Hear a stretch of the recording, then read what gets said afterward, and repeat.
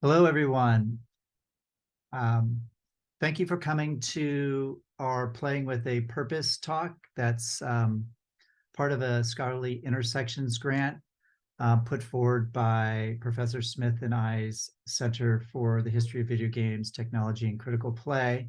It is also co-sponsored by American Studies, Women's Gender and Sexuality, and Comparative Literature. So I'm glad to see there's so many people here that have come and are attending this session.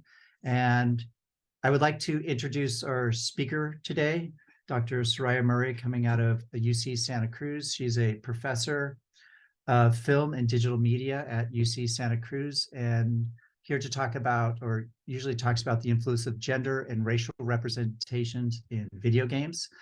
Her work focuses on contemporary visual culture with particular interest in art, cultural studies, film, and video games. Her most recent work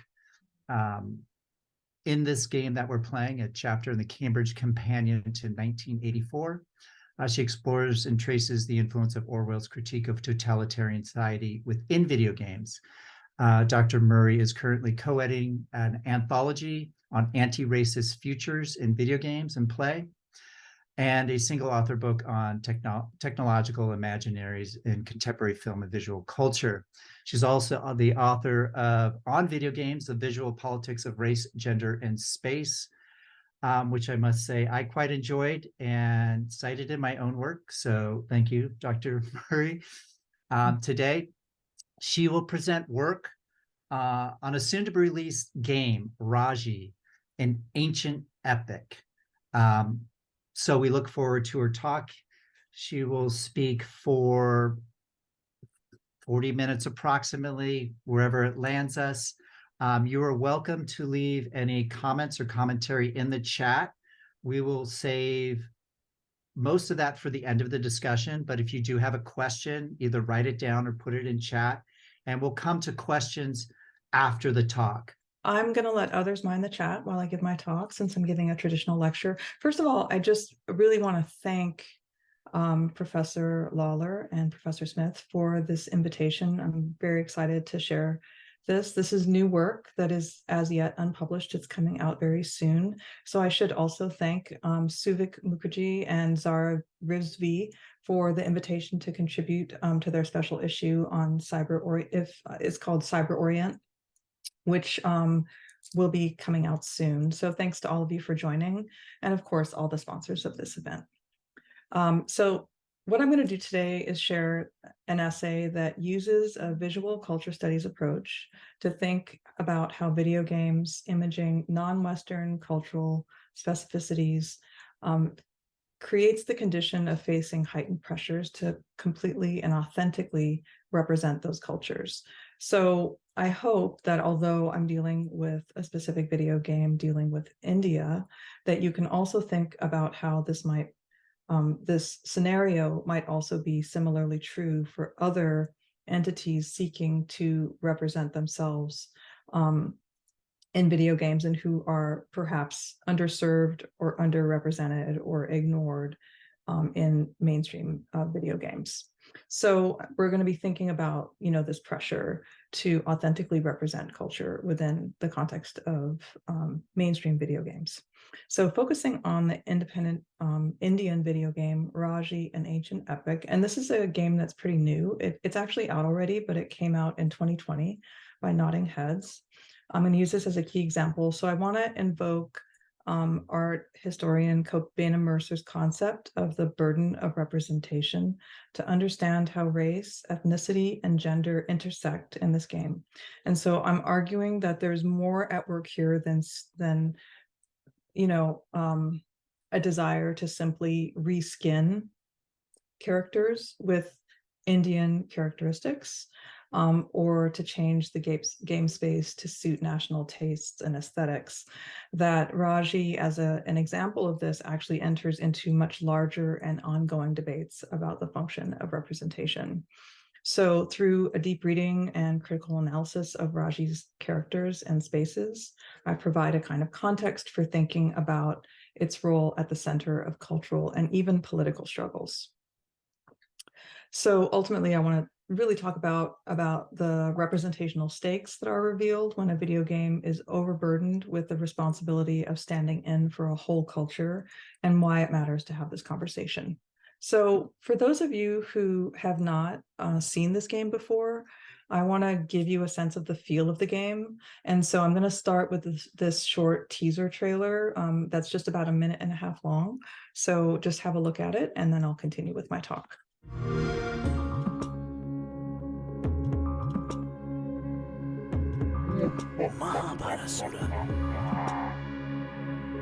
He is a twisted creature.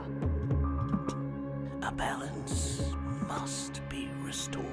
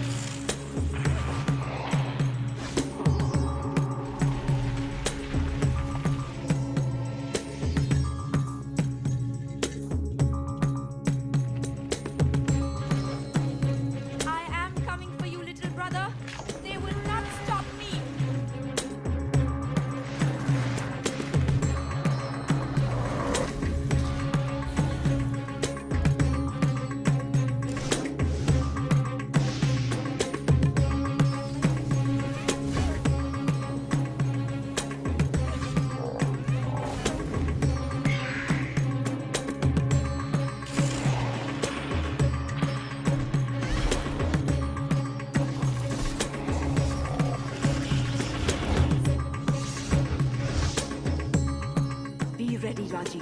Sword, shield, and heart. So that gives you a sense of what the game actually feels like, and also that there's a lot of different aesthetic styles that are actually employed within the single game. So Raji, an ancient epic from 2020, a title again by developers Nodding Heads, tells the story of two orphans. Raji, a young carnival acrobat, and then her younger brother, a puppet storyteller named Golu, who you see imaged here. So left unconscious after being caught in a demonic siege against humans, Raji awakes to find that her sibling and all of the other children have been abducted. Getting him back will involve traversing a vast and sublime world far beyond her own tiny universe of the carnival in which they work, and defeating Lord Mahabalasura and his minions. Gameplay takes the form of a platforming attack, like hack and slash action adventure, with occasional puzzle solving and very elegantly integrated elements of Hindu lore. So this is a vision of game director Avichal Singh, art directors Shruti Ghosh and Ian Mode and their team. And Raji was the first Indian game ever to be represented at E3, which is the Electronic Entertainment Expo in 2018, which was a very big deal for the industry, signaling its having crossed over into mainstream appeal. To date, it has garnered many awards, 36 at last count, in terms of nominations, and 10 wins, which is a very extraordinary feat for any game, much less something that is like an indie title, right? So it definitely did have a mainstream crossover. Part of the excitement around the release of Raji resided in its status as one of the only console games, not a mobile game, but only console games from India, in this case from a Pune-based company, as well as its centering of Indian culture and mythology. So while it's not the first game from India or the first to image Indian myths and lore, it seemed to capture the imagination of mainstream audiences nationally and internationally. Of course, the industry has for years been outsourcing to India, where the intensive labor of game development can be completed at lower wages. But that's quite different from the prospect of a game that comes from within the culture itself and emerges from the concerns and heritage of that national context. So this is a rare occurrence, and Raji stands apart in this regard. So begun in 2017, the game was released in October 2020, mostly to resounding enthusiasm. Raji, which has since been released in an enhanced edition in 2022, can now be played in 3 modes. So it has this campaign mode, which is standard, and then story mode, which emphasizes the narrative. And then you have the one shot, one kill, which is what it sounds like, in which the player kills or is killed in a single hit. So Importantly, the update in 2022 added many local languages to the original English version, which was considered very significant as well. So that cultural authenticity is presented as part of the game's original intervention.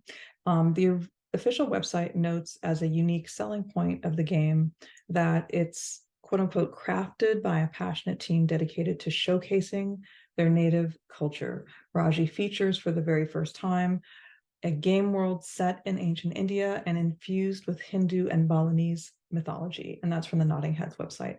And it is true that Raji is no doubt a beautiful game with beautiful spaces, as you can see here, and one that engages with universal themes around the hero's journey and surmounting overwhelming odds, all set within an Indian aesthetic and cultural heritage that brings a novel and untapped voice into the genre. Here's another gameplay image. So reviews tended to effusively characterize the game as gorgeous and charming and a treat for the eyes, and very refreshing in its cultural specificity of a greatly underrepresented region of the world in video games, though some dubbed it a lesser form of some pre-existing games like Prince of Persia, for example. So domestic and international reviewers noted its rich environments, its beautiful design, aesthetic polish, and its key role in having put India on the international game development map by living up to the top industry standards, right? And this is how they spoke of it.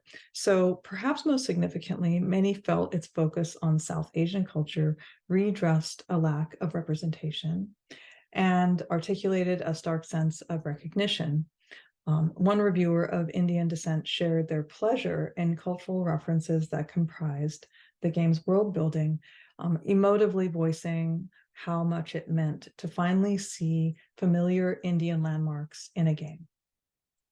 Another reviewer noted the need for video games that break from the saturation of Eurocentric and Japanese narratives issuing from mainstream developers. They heaped high praise on its spaces. For example, they wrote, Raji is a stunning game, lovingly handcrafted with excellent art, towering statues lit in shafts of light, glowing illustrations on the walls, ancient wall murals and carvings, palaces lit with moody lanterns, the city in the distance, and even beautiful ornate doors with sunlight filtering through stained glass. But this game, in its invocation of the quote-unquote native ancient Indian, Hindu, and Balinese cultural references, also raises some really hefty questions about what it means to insert culturally specific non-Western themes and narratives into a conventional Western rule-based system. For example, can such a game ever truly slip the representational traps of Orientalism and conquest that seems so baked into Western game development?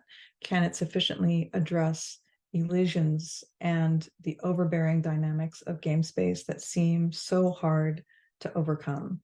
How can it speak back to the mainstream while also providing an experience that remains legible and inviting to non-Indian audiences?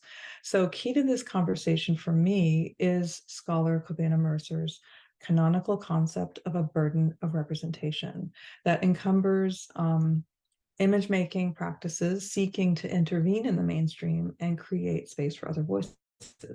So Mercer, who's an art historian and writer, he defines this burden as a dynamic of undue pressure caused by what he calls, quote, a restricted economy of minority representation in which one speaks for all, end quote. So within this dynamic, a lone example coming from a particular constituency outside of dominant culture, in this case, a rare Indian video game, might be excessively scrutinized for all the ways that it meets or fails a perceived responsibility to meet expectations of those it seeks to represent. So Mercer, when he was writing this, he was talking about Black film in a Eurocentric context. He was not talking about video games, but the dynamic exists across representational practices, and video games are equally sites of this kind of contestation. Because, Mercer explains, and you'll see the quote here, Access and opportunities are regulated such that films tend to be made only one at a time. There is an inordinate pressure on each film, each individual film, to be representative or to say as much as possible in one single filmic statement. This precisely is the burden of representation. That burden of representation, or the pressure to redress a history of representational wrongs through a single work, right? That's a lot of work for one piece to do, is reflected in the very feel of the game and in an emotional charge concentrated through aesthetic choices.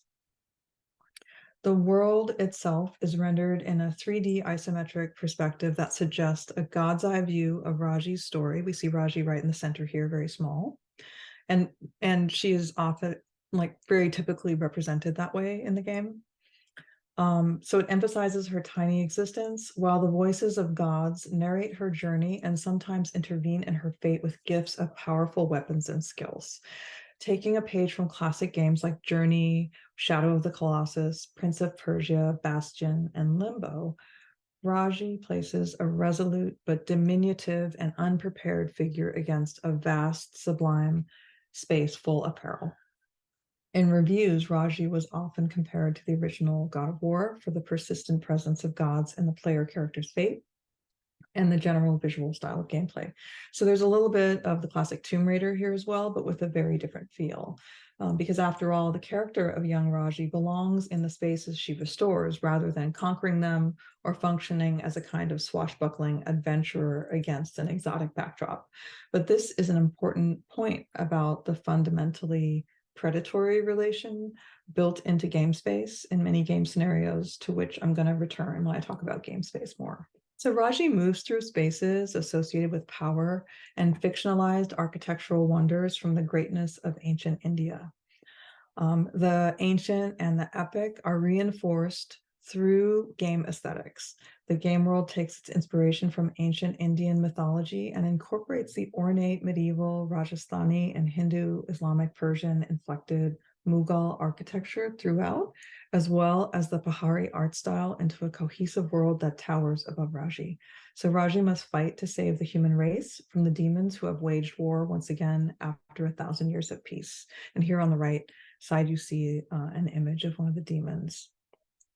So often these scenarios, these stories that tie together sequences of action in the game are rendered in an animated form of shadow play that resembles Balinese puppetry in bright sunny colors. So we meet the teenage girl Raji and her younger brother, Golu, the two young carnival performers on the festive day of Raksha Bandhan, which celebrates sibling bonds and in which sisters tie amulets around the wrists of their brothers and brothers vow to protect their sisters. However, as one reviewer indicates, quote, in a feminist spin on proceedings, it's the elder Raji who must come to her brother's rescue after he is captured by the very demons whose tale he tells for a living, end quote. So the brother's the little one, and Raji is the older sister. Within the story, the epics of an ancient war or an ancient series of wars are interrupted by actual Gadasura demons who wage a new war, strike down Raji, and take Golu from her. The tale is told using black shadows of Balinese leather puppets. Their shadows are cast against a scrim, viewable to an audience on the other side while the storyteller conveys the narrative. So the distinctive flat puppets are animated using sticks to move their hinged limbs and are traditionally used for various rituals to illustrate Hindu mythologies and values. So after the tragic inciting incident is conveyed, the game begins, opening up onto a more fully rendered space, right? So Raji awakes and sets off to find her lost brother, Golu. So these flickers between live action and the Balinese style puppetry signals the placing of Raji's new story and quest into the realm of myth. She writes a new epic with her heroine's journey to save her kin. Raji wields weapons, the Trishul and Sharanga bow, as well as a sword and shield, and eventually a discus-like chakra, all gifts bestowed to her from the gods to aid her in her defeat of the demonic hordes. Durga, the warrior goddess to whom Raji and her brother pray, guides the young girl and offers her most powerful weapon, the Trishul. Players hear the voices of the gods, Durga in particular, the warrior goddess, and the god Vishnu, who ponder, they debate, right, Raji's chances of survival. Durga believes in her, while Vishnu, the god of preservation, is skeptical, but reserves judgment to see what resourcefulness Raji will actually demonstrate. So with its play, and here you can see Raji from directly above in a bird's eye view, and she's solving a puzzle with 3 concentric circles that you must line up in order to see an image of a memory that comes back to her when she snaps it into focus. So it's, you know, it's a traditional, like a puzzle in an action game. So with its play between flatness and depth, Raji presents a pleasurable aesthetic ebb and flow between puppetry to tell sections of the protagonist's story, murals to share the stories of Hindu gods and which inform the world building, and then the lovingly rendered 3D world itself. So there's a strong sense of foreground, middle ground, and background, and careful attention to texturing using digitized, hand-painted samples in order to bring a very particular sense of culturally located materiality to the sense of place and space that's established with this game. A lot of attention to detail, right? So this effectively plunges the player into Raji's world, and the interplay of depth and flatness unfolds in a kind of rhythm that cyclically invests the player in this ancient epic quest. So Raji first enters the fortress of Jaidar, dedicated to Durga, the warrior goddess, an impressive sunlit citadel in the color of red clay, to face her first real set of battles within a demon-controlled region. So armed with fighting skills and weapons, she ventures forth. With some success here, she's granted a new weapon from the gods, Vishnu, a powerful bow and arrow. There are mandala puzzles to be solved. In the previous slide, I showed you this, and which reveal memories to Raji along the way. There are also environmental puzzles in the form of these demon-infested trees.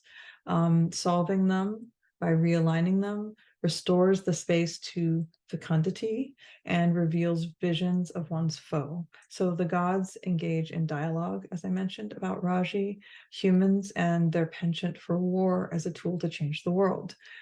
So there are many battles with demons, and Raji almost saves her brother after a boss fight with a giant demon you see here imaged called Chieftain, a terrifying creature with 2 faces and 4 arms who breathes fire and wields chains with flaming skulls attached to the ends of them.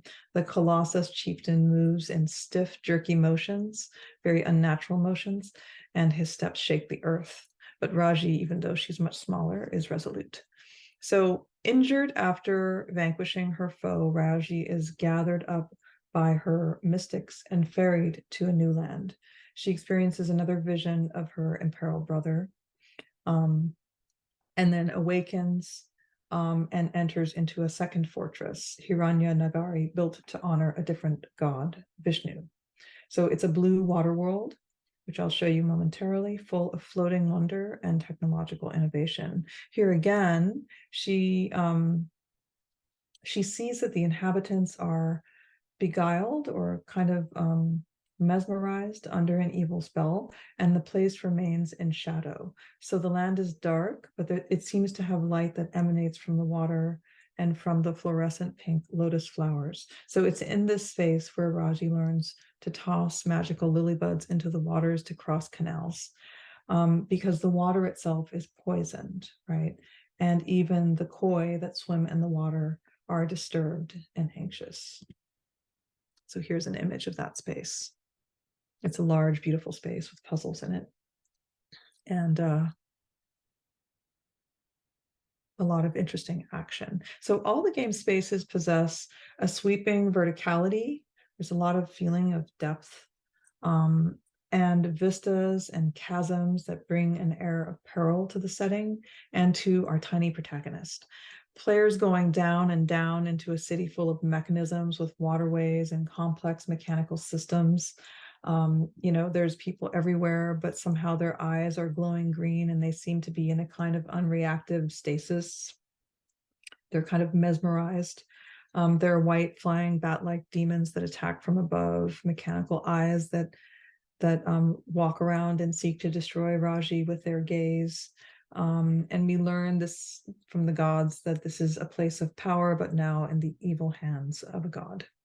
So we have tree puzzles that get resolved, restoring vitality to the landscape. And then we learn through a series of the mandalas that I showed you, these mandala puzzles, that Golu and Raji, how they came to be orphaned, and that their parents now live in the stars, right? Raji enters this temple after solving a series of puzzles, and then is gifted with a curved sword and shield, and promises to wield these weapons in the honor of the god who has given it to her. After a series of adventures, mystics send Raji to a vast desert where she travels toward a new citadel in the Thar desert. There she faces her enemy at the fortress Devabhumi, which lies ahead, and you can see it in this image.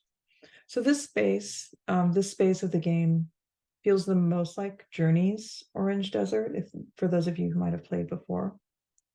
But the interiors possess a different sensibility, being very shadowy with mottled light from the exterior. Another mandala puzzle reveals a blessing from Durga. She finds Raji, finds a tree in the shining pool at the center of the desert in an elaborate oasis. So she's granted another gift from the gods, a divine chakra, which comes in the form of a weapon, like a discus weapon. After dispatching with lesser demons, Raji finds her true foe on an elevated platform encircled by monumental female statues and poses of worship. Mahabalasura, in his trickery, this god distracts Raji with a battle and then opens the gate to the Deva realm, unleashing the demons into the world. In the midst of a great sandstorm, Golu and Raji are reunited finally in the desert. Against all of these massive game environments, Raji is carefully modulated to be capable and bold and determined, yet small and certainly very imperiled, right? One gets the feeling that she is in over her head. While fighting enemies, Raji cries out in defiance, "You will not stop me. You will not underestimate me again," right? She says things like this consistently. So, and consistently with her backstory as an acrobat and a circus performer, many of the attack moves integrate gratifying flipping, spinning, and tumbling actions. So they're performed in this very elegant way, with her long black braid flowing and bright red sari rippling behind her. So the game smartly combines aspects of gaming that would be nostalgic, like the aforementioned God of War 3D isometric view gameplay, with delicate aesthetic touches. So it's a pleasure to see the nimble character tumble, cartwheel, and flip, which Raji executes with a flash of red fabric and the spry energy of a circus acrobat. And there are many visually and technically gratifying fighting combos and maneuvers, such as spinning around a post, striking enemies in the round with this kind of dance-like flourish.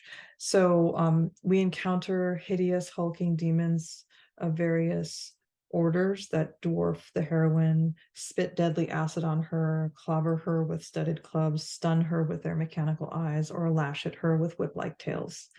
One is quickly and masterfully coaxed into caring for Raji, whose burden to protect her kin and defend the human race seems unreasonably hard and grave for her narrow shoulders. And at the same time, she dashes headlong into the battle. So Raji seems up to the fight and motivated by this sense of righteous outrage.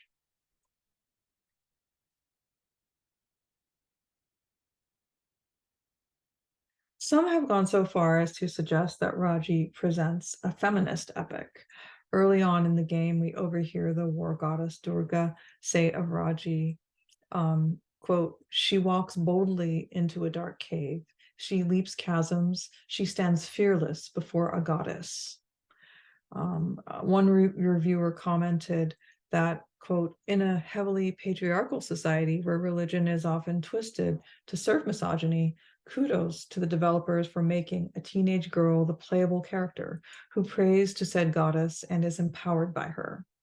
Raji is not only a dutiful Durga devotee, but also a believer of her own abilities as she jumps around in an Indian dress and banters with demons while slaughtering them. The game that takes her name is a true feminist fable, end quote. So there was also a lot of attention paid to her appearance, right? That they presented a character who was not sexualized. And the makers of the game talked about how they did not want to over-sexualize Raji because that would distract from the story, and how what they said was, quote, we want people to fall in love with Raji and to look after her and follow the story and how it is so integral that you will not want to lose a battle. So one of the ways they sought to seek investment was to create a character who you would immediately feel that you needed to care for, right? So the narrative is not centered around a damsel in distress exactly, or a romantic love story. It's instead one of sibling devotion, right? Raji fights to save the world mostly as an extension of her love and protectiveness for her little brother. It's also certainly a very rare female of color primary playable character scenario in a sea of white male protagonists that are churned out by the dominant industry. So Raji bears, as a result, the weight of operating as a feminist icon as well as an authentic Indian one. So cast as an underdog, she presses forward into the space of the game with verve, and one feels her sense of self-possession and resolve. So here you see an example of a scene in which you can move to the various stand points there, stand in front of a mural and receive more of a story of the gods. So these sublime spaces into which Raji treads into battle with unknown foes shape a player's interpretation of her relation to the land. It would be too much to expect any single game, of course, to redress this long established tradition of modeling colonizing or predatory attitudes toward game environments, which are very common in video games. But still, in this regard, Raji presents some kind of an intervention. So I wanted to point out that there's a scholar named Shoshana Magnet who first coined the term gamescapes to draw awareness of the fact that game landscapes operate within larger ideological frameworks, and that there are shifting provisional meanings possible in video games based on the interplay between the participant of the game and the active dynamic gamescape. So Magnet talked a lot about how representation of games was tied up with power, negotiated between the designer, the game, and the player, right?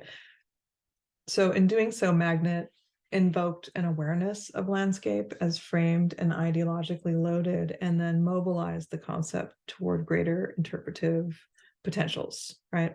So within art history, which is actually my home training, what I got my PhD in, which is a much older discipline than critical game studies, and it's dedicated to the study of cultural objects and image-making practices, scholars have long understood the function of landscape as a tool for galvanizing social, cultural, political, and even ideological perspectives. So this has involved presenting land as a space for conquest or domination. And so, for example, in his discussion of traditional landscape, W.J.T. Mitchell ties the gaze upon the land to what he calls the, quote, eye of a predator who scans the landscape as a strategic field, a network of prospects, refuges, and hazards, right? So though he's talking about conventional landscapes, landscape imagery, right? Paintings, photographs, and not game spaces, the art historian's words invoke a kind of looking that recalls the opportunistic eye of a shrewd gamer, right? This model suggests an immersive game space that presents itself as neutral and innocuous, but in fact creates the dynamics of what Mitchell called the, quote, violence and evil written on the land, projected there by the gazing eye, right? The consuming eye, right? So these are loaded words, but applicable to the intensity with which playable spaces may become increasingly overdetermined by cultural imperatives, right? Game spaces are not neutral spaces. And it's true that video games often encourage the observation and exploitation of everything within a game space in terms of its potential use value for the player. So part of playing games, you know, as any player knows, involves learning how to maneuver within the rules, how to make the most of space, how to master them, master rules, and even at times how to break or hack rule-based limitations. So playing with conventional game systems often encourages opportunistic and exploitive forms of observation, something that media scholars noticed early in critical game studies. So already in the mid-1990s, some were beginning to understand how video games repeated narratives of the mastery of space, the domination of space, right? Connecting play with deeply embedded ideologies within the cultural imagination. For example, in their 1995 co-authored text, media scholar Henry Jenkins and literature scholar Mary Fuller explored connections between power narratives of exploration and colonization in the New World documents that they were looking at, and their symbolic repetition in video game spaces. So here we see one of the spaces after being restored to health once she solves one of the puzzles. So this foundational relation of the player to game space is now quite codified, right? It's quite set and difficult to disrupt since it functions as a preemptive expectation of gameplay.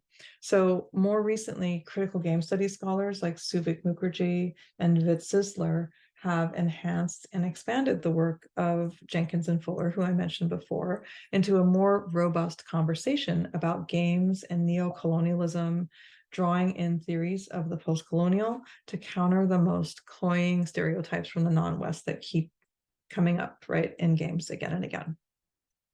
So Raji intervenes as a game in expected relations to game landscapes through a key mechanic that configures the female protagonist's discovery of spaces as oriented around restoration and rejuvenation rather than predatory extraction. Okay, so restoration and rejuvenation rather than predatory extraction. Okay, so the territories Raji enters are sick with corruption.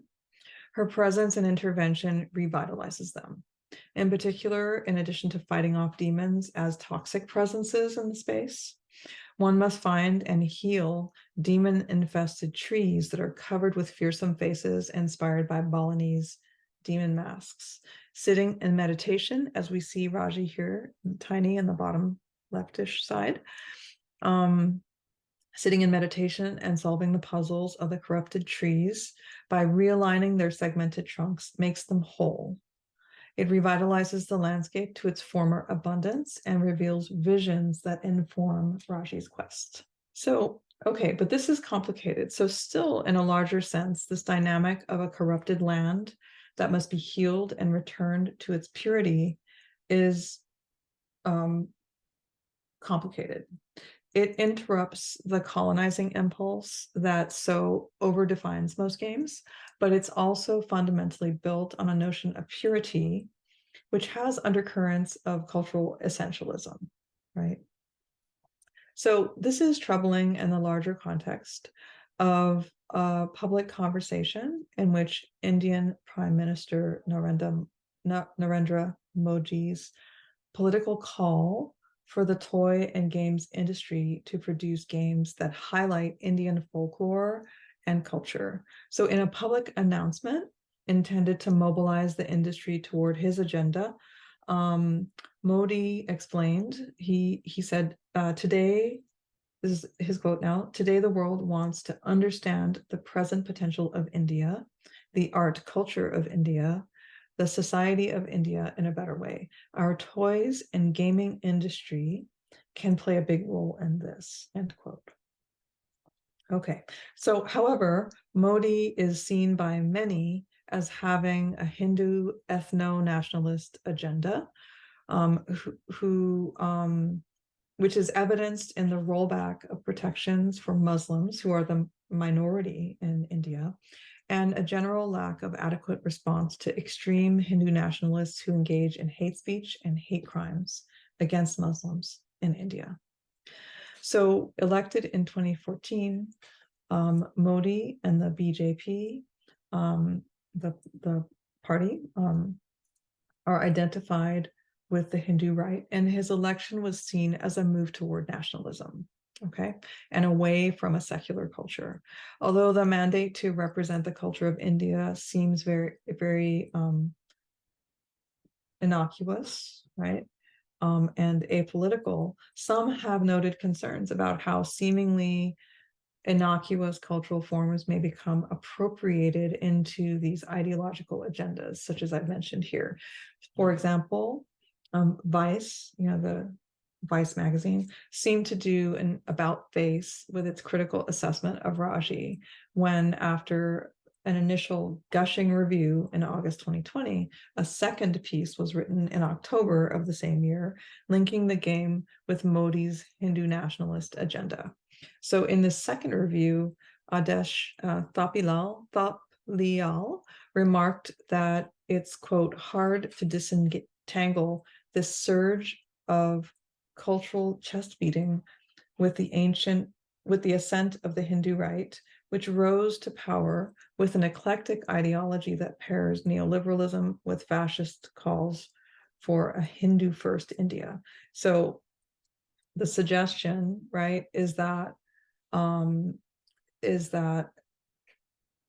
whatever the intentions of the game makers may be, that this type of game may fall into the agenda of someone who is a Hindu nationalist. So Thapliyal wrote of what they called a cultural nationalism simmering underneath, right? And an uncritical ideology within the game. Those are their words.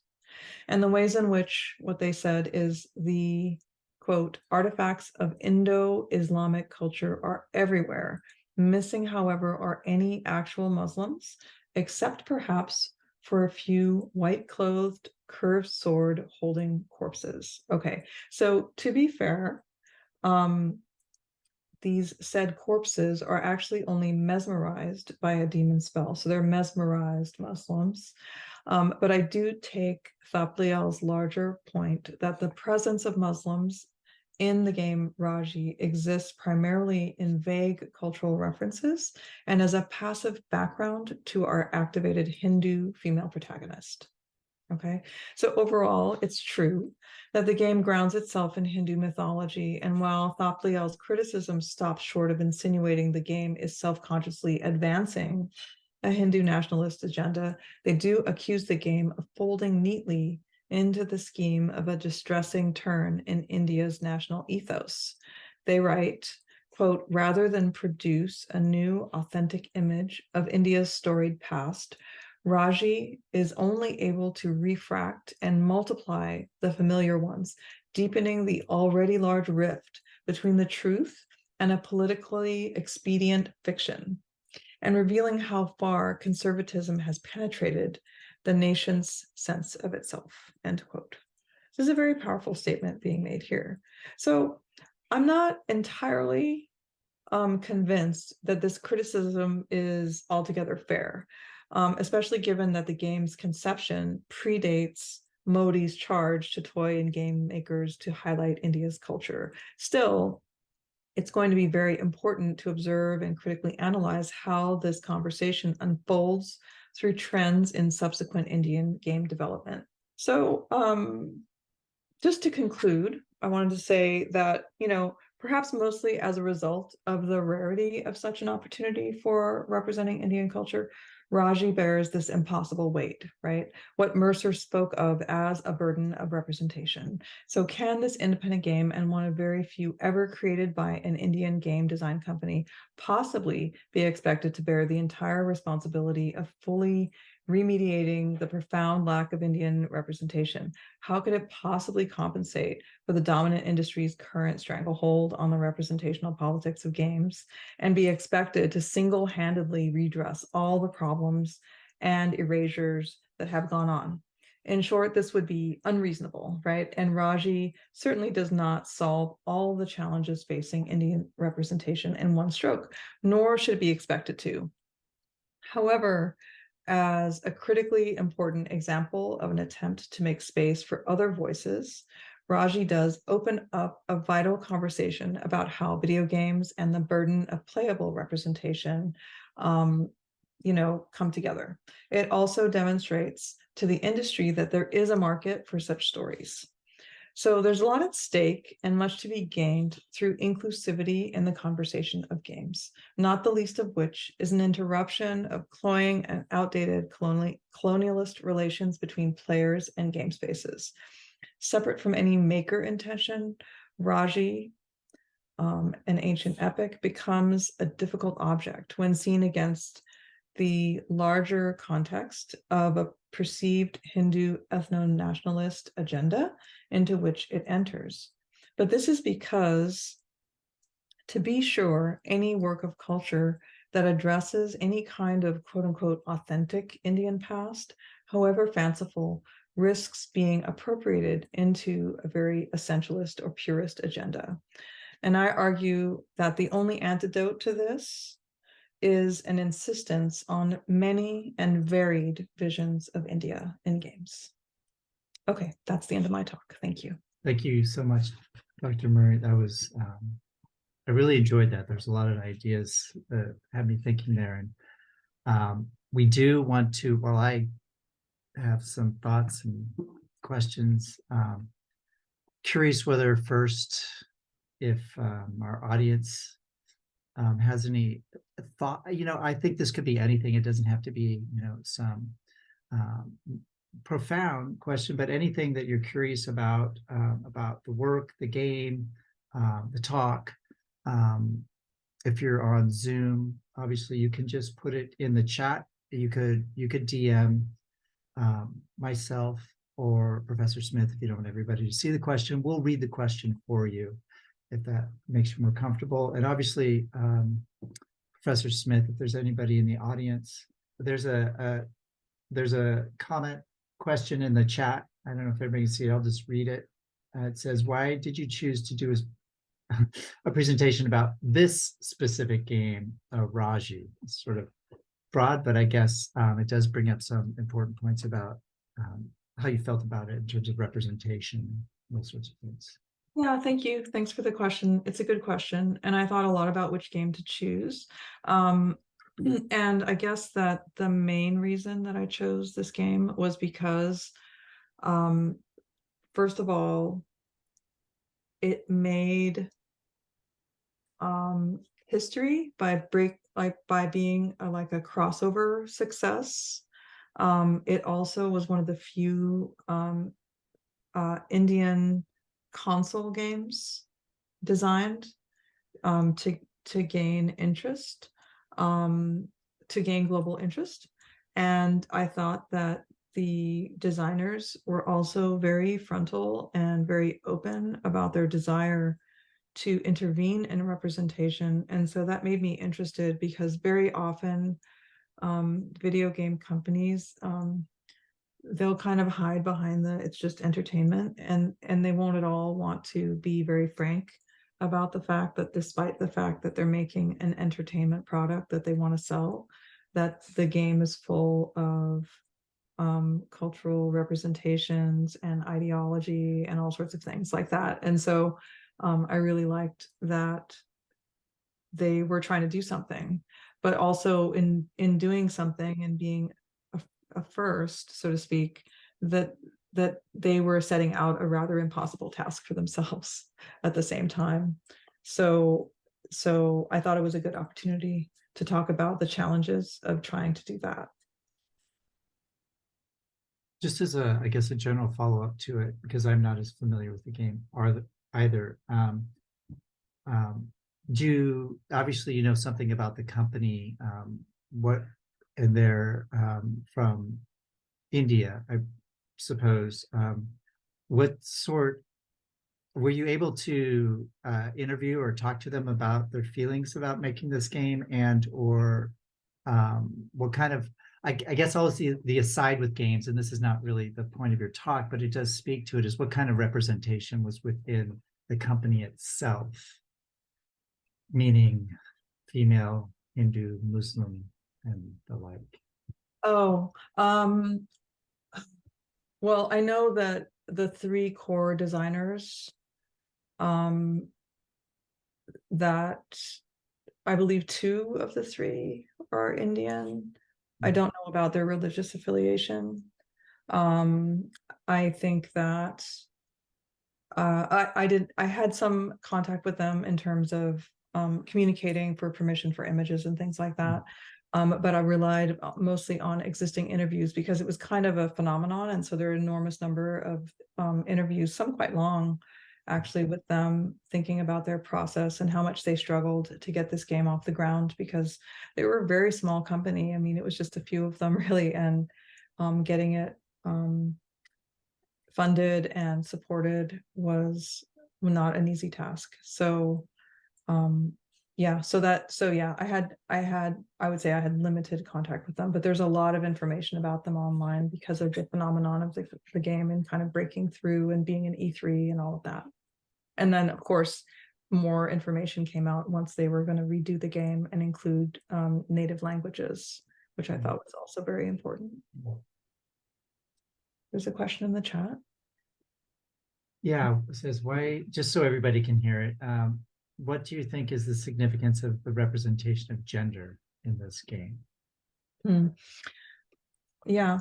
Well, I sort of talked about it in the paper, but I think I think it's interesting because if you think about simply answering the question, is it a feminist game, right? Is it a feminist game just because the primary playable character is a teenage girl? I would say that wouldn't automatically necessarily just meet the litmus test of what constitutes a feminist game. However, if you think about it in the larger context of how many female protagonists do you see in video games at all? And then of those, how many of them are hypersexualized? Of those, how many are non-white, right? You know, you start adding this up in the context of an industry that has a really big problem with that, then it starts to take on other dimensions and it becomes more and more significant. So I would say that the gender representation in this game is actually very significant.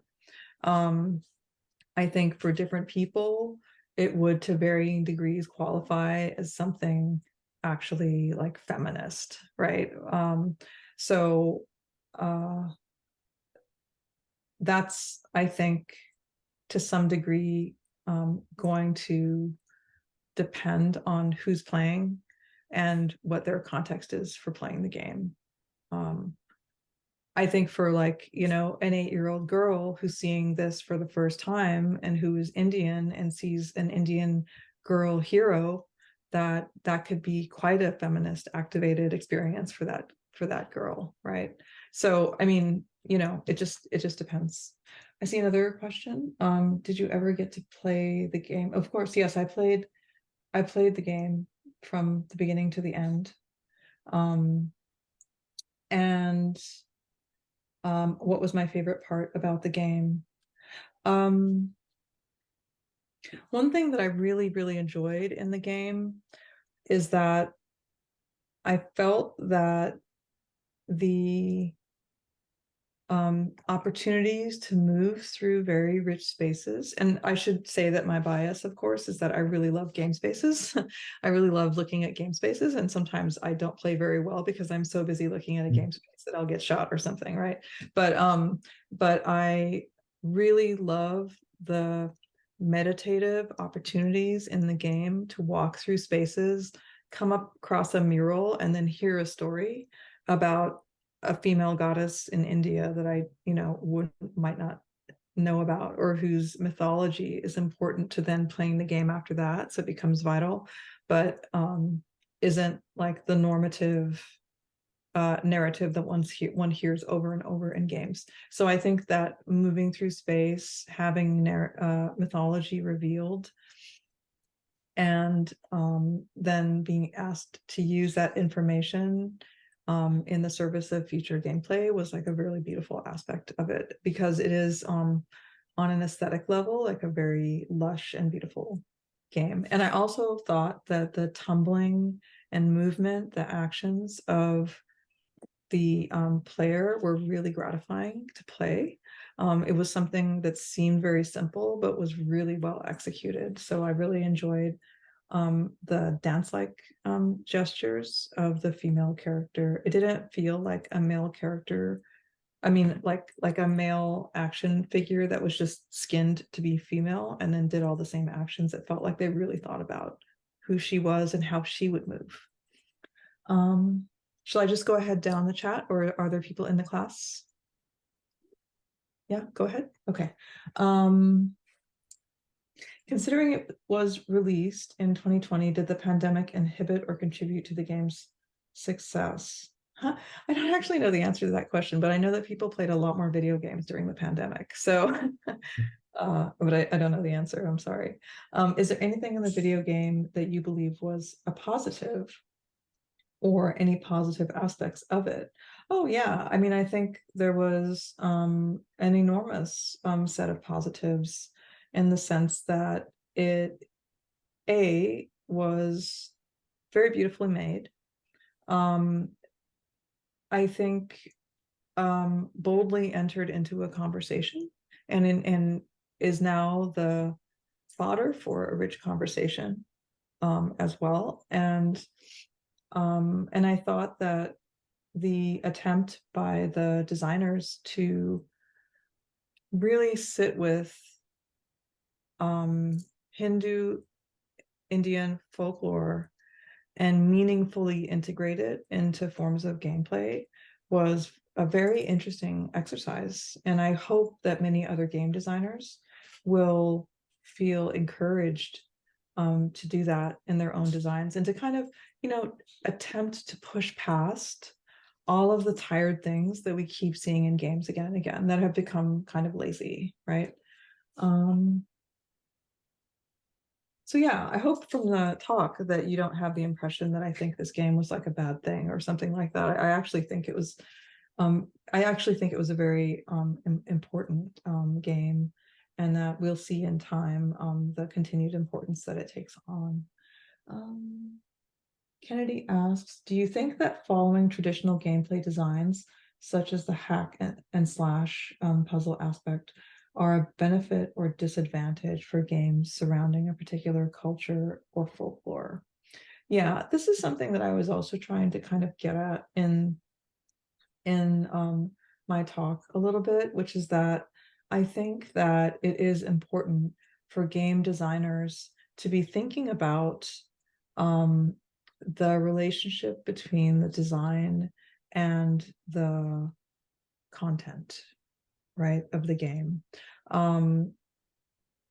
There's a great essay by Noah Wardrip Fruin in a book called Your Computer is on Fire.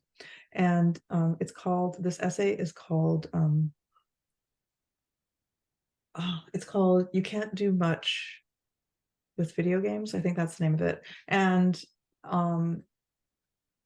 it's all about how if we keep using the same simple tools and rule sets underneath games, that you're continually going to only be able to do limited things with video games, right? Because they're built on it, and so we have to expand our understanding of what's possible, and invent new ways of creating engagement in games. And I really agree with that. I think that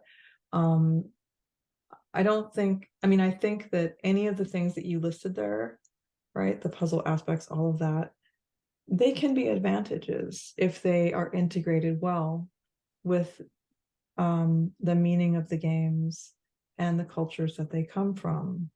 But I think, for example, trying to make a game that breaks away from a dysfunctional relationship to the land while creating a gameplay scenario in which you're constantly just scanning the land for what things you can use from it or blow up in it is not a good like parity between the idea and what you're and it's like execution, right? So that's what I'm talking about, is the importance of that. And there are moments in the game where like the solving of a puzzle through meditation to correct a fault in the landscape because of the way it's been poisoned, right? To restore the space. Like that's a really interesting kind of use of a puzzle that I hadn't seen a lot before. There's a question, it was just sent to me, but it's in between. So I want to make sure the student gets their question in. They say, I am currently a student conducting research on games for higher education, and my mentor is concerned that harmful, malicious coding can be embedded into educational content. Such coding includes programmers' prejudices, subliminal suggestions, and propaganda. Do you anticipate workarounds or remedies for that?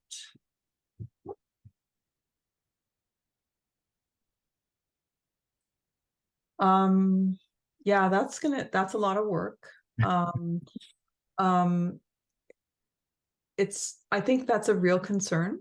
And I think that we're learning to be more complex about how we engage with what's underneath, what like mechanics operate underneath that which we see, right? That like the final thing that we see, which might seem very separate from how it got made and the politics of what was within it in its original coding. But I think that those things are not disconnected. And if you're interested in that topic, I would definitely recommend the book. I literally just taught it last week, so it's on my mind.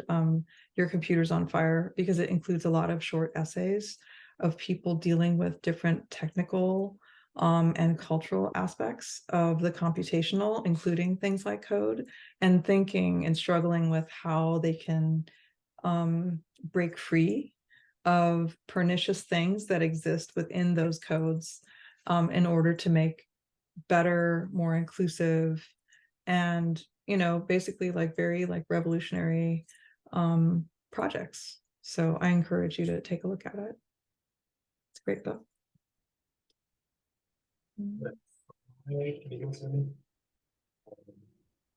Shall I go back to the chat? I'm gonna try. Can you hear me? I'm not sure. I can hear you. Cool. I'm gonna try to give one of our audience members an opportunity to ask a question.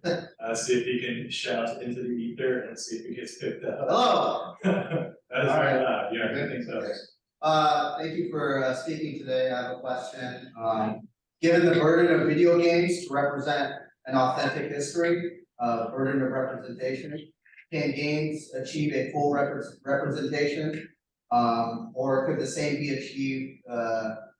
thing be achieved in lieu of a Indian gaming development team, or is it does it add more weight because of the development and the ethnicity and relation of the development team? I heard your question, and I feel like I just want to clarify. Are you basically asking me a question about the identity of the maker in relationship to No, just could the same representation have similar impact maybe if the different development team, let's say in Europe, if they try to achieve the same thing, developing Raji, how does that? Yeah, could that be achieved or not? Basically, essentially. I mean, I feel like anything is possible, and also, I mean, one thing you should know about me as a scholar is being someone who comes from many backgrounds. I'm German on one side, and then my mother's side of the family is Caribbean, so that includes African and Indian and all sorts of other ethnicities mixed together, right, as a result of colonialism and slavery. That I'm not a purist, so I'm not going to say. I mean, I think the person who has a good idea is the person I want to hear from, and I don't really think that it's right to suggest that their identity should in any way circumscribe what they're able to contribute. But I do think that these things are often best achieved when inviting the community one wishes to represent into the process, and operating in a collaborative way with that community to the degree that they wish to be involved. So I think it is possible, but I think that also one has to step carefully and be inclusive. Thank you, Dr. Murray. I have a follow-up as well if possible. Regarding historical accuracy versus authenticity, does the game prioritize one over the other, or is one more important than the other for the game? I think that in this particular game, I think that the authenticity refers to like a cultural authenticity, because it does not represent a specific historical moment and then seek to do that accurately. Like, for example, if you're looking at the Assassin's Creed games and then they drag in the historian to say like how authentic and all that, it's not like it's not historically authentic in terms of representing a particular time period or historical event in an accurate way. It's more diffuse than that. Does that answer your question? Yeah, thank you. Oh, sure. Shall I go to the chat? Or let's go back to the chat, I think. Okay. I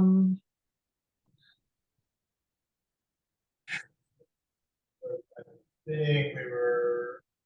I see a question from Ari, but I'm afraid I don't understand the question. There's some words missing, I think, but maybe. I think it was a response to the prior question. Or a response, excuse me. Yeah. Okay. How does this game, from Luis Guzman, how does this game open the door to future games that will try to attempt to represent gender, race, and non-Western cultures in more meaningful ways? That's a great question. Thank you. And yeah, I mean, when students come to me and they ask me this kind of question, what I always think is the more varied representations that we get, the better off we are, and the less of a burden that each one has to singularly hold all the weight of what it means to represent something. Does that make sense? So I feel like, yes, this game is important. It opens doors for other conversations. The next people who are seeking to do this kind of work are going to look at the experience and the outcomes of Raji and think about what they can do better, or what they might want to do differently, or who else within, a rich and complex culture they might want to represent, right? So I think that any push toward more and varied representations is a great move, and the game does the initial work of putting that challenge out there and giving other people like a kind of first stepping stone toward a continued and more complexifying conversation about what it can be.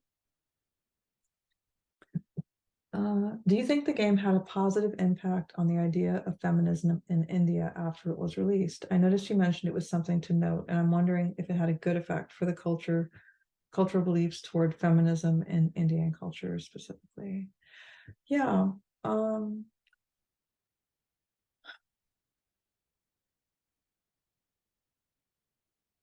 That's a very good question, and I don't know if I can answer that question.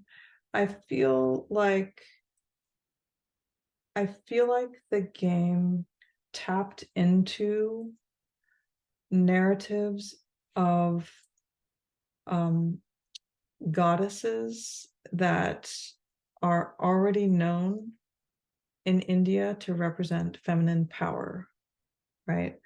And so like Durga, and and so I think that I would imagine that it might have been extremely validating for those for whom those narratives mean a lot, to see them represented in that kind of way. But I would be conjecturing, and I'm not, I'm not in an Indian context myself, but I think that certainly the representation of sustained representation of an Indian warrior goddess in a very like positive and affirmative light didn't do any harm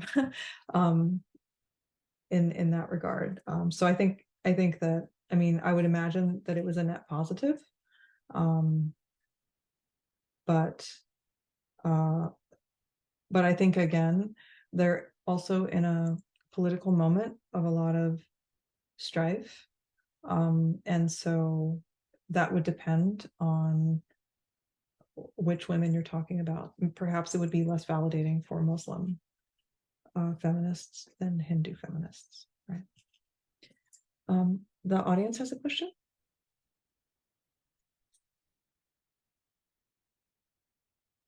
Is that from before?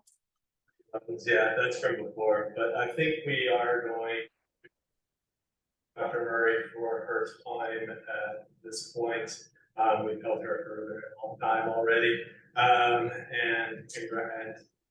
we have round of applause. I suppose we have virtual round of applause.